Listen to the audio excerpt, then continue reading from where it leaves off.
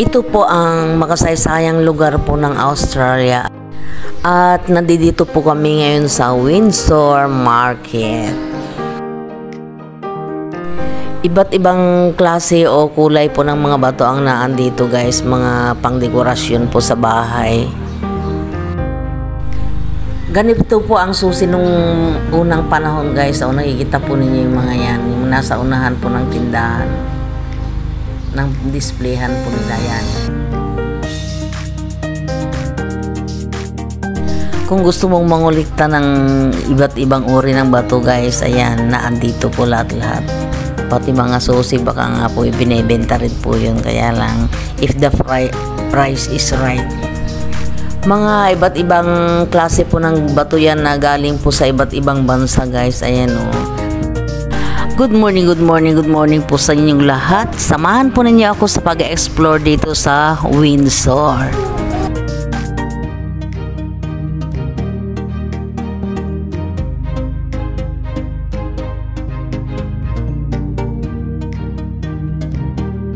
Ngayon lang ako nakakita ng ganito kalaking aso guys.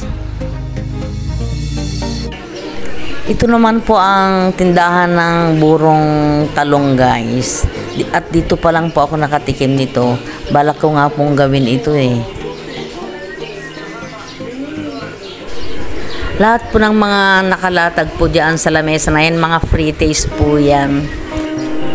Meron din po silang mga burong sili guys.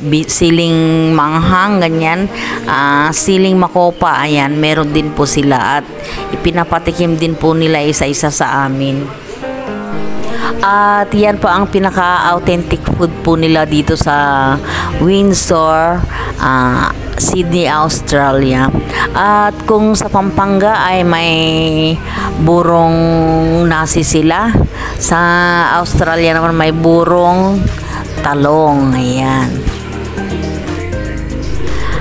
Ayan, sinimulan na po ng aking anak ang pagtitikim ng kanilang mga paninda. Tinikman ko rin po yung kanilang binabad na talong guys, kanya lang syempre iba yung panlasa ko at hindi ko naman po nakasanayang kainin. Yan, kaya nung nag-aalok na po sila hindi ho ako bumili kasi syempre nga naman bibilin mo tapos hindi mo naman kakainin, di ba? Sayang lang guys.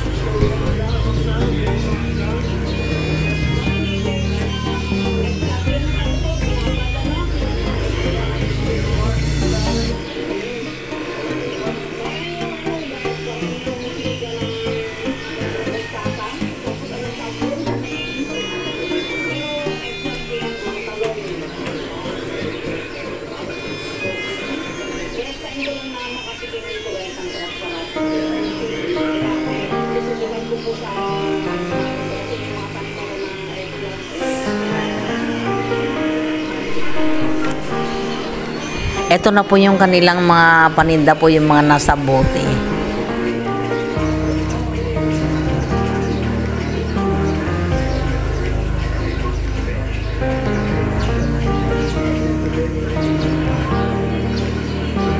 Ganito naman po ang uso ng mga damit dito sa Australia.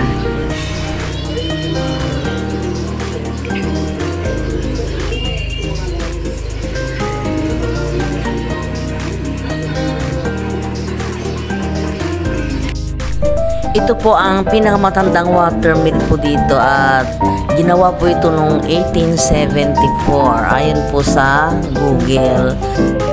Thank you for watching!